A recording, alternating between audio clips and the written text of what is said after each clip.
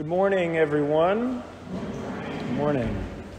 There exists a custom in the sports or athletics world that is common practice in each and every sport. Whether it be football, basketball, soccer, or any other sport, everyone is familiar with the custom of extending a hand down to help someone up who is on the ground. Athletes spend a lot of time on the ground. In football, we get knocked down. In basketball, you can go down after taking a charge or setting a screen. Soccer players go down from slide tackles. But when an athlete does go down, a teammate is always close by to stretch out a hand and help them pop right back up. This custom is perhaps the purest in all of sports. There is a break in the intensity of competition to simply help a teammate back to their feet. Sometimes even players from opposing teams will help a downed opponent by extending their hand. This custom is unique in that way. Despite being on opposing teams, there is the basic human instinct to help someone who is down to get back up. Now, we talked about why athletes might be knocked down. But just as an athlete can get knocked down, so too you and I can be spiritually knocked down little by little.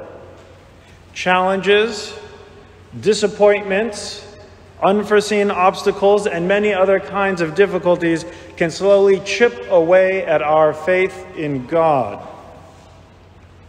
These things slowly chip away at our faith until we ourselves become knocked down and out. This is the case for the poor father in today's gospel passage. The father has a son plagued by a terrible illness, or as it says, an unclean spirit. The first image we have of the father is him kneeling before Christ.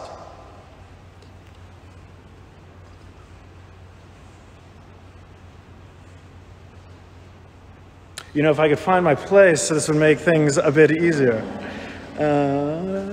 Yes, the first image we have is of the Father kneeling before Christ. Physically, he is down low. And we hear his sad plea to Christ when he says, "If you can do anything, have pity on us and help us."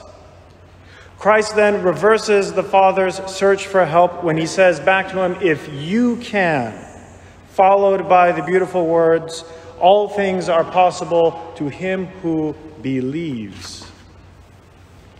But sadly, it appears that after all the suffering the Father has been through over his Son, he no longer truly believes.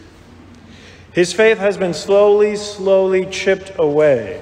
The Father is at a very low point when he comes to Christ. But low as he is, he's able to summon a small bit of faith, just enough belief to move Christ when he calls out to him, "I believe, Lord, help my unbelief." And upon hearing this, Jesus heals the son immediately and casts the spirit out of him. But then Christ takes it a step further. The spirit leaves the boy in a rather violent manner, so that the boy is on the ground after being healed. And he is so still that it says the people in the crowd who had gathered around said, "He is dead." But in this moment, it says, Jesus took him by the hand and lifted him up, and he arose. They say God's grace and mercy are made perfect in our human weakness. Yes, we doubt God from time to time. Surely we doubt ourselves from time to time. We struggle to get back up when life knocks us down. But what we see in today's gospel passage is that even a small, genuine effort on our part to get back up is all God needs to see before he comes in and he helps us the rest of the way. The Father displays just enough faith. "I believe, Lord, help my unbelief." And Christ takes it the rest of the way and heals his son. The son, lying down on the ground as though dead, needs to get up. Jesus extends his hand to him, but still the boy makes the effort to rise himself. Two men, father and son, in a state of weakness. But they put forth effort, and Christ takes them the rest of the way. Now, I referenced the movie about St. Nectarios the other week, and just to give you a little heads up, I'm probably going to continue to be referencing this movie for a few more sermons, because there were a lot of spiritual gems and lessons to be taken from the life of St. Nectarios, which the movie conveyed so effectively.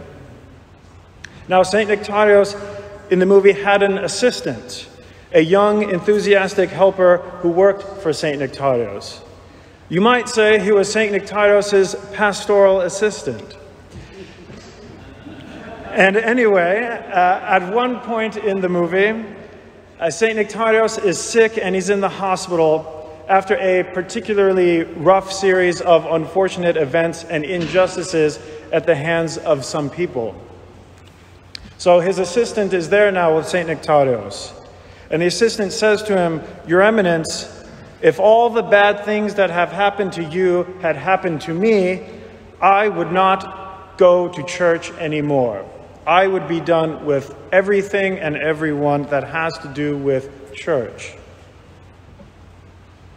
And St. Nectarios simply responds, "Woe to me if my faith depends on men." So often in life we are either wronged or hurt by other people, sometimes quite significantly. And these wrongdoings can embitter us to the point of turning away from church or even from God.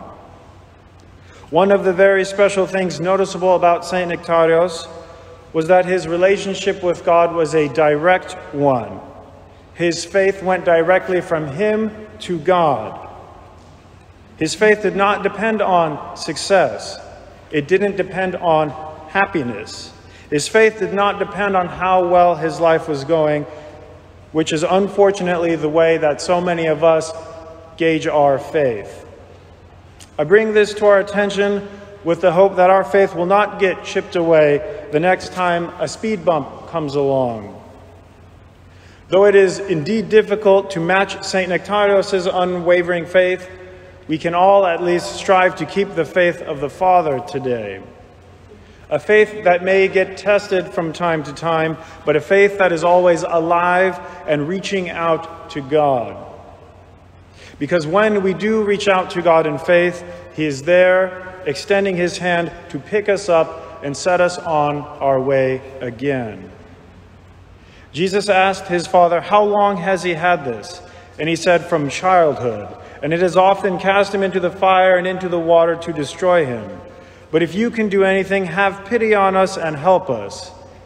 And Jesus said to him, "If you can, all things are possible to him who believes." Amen.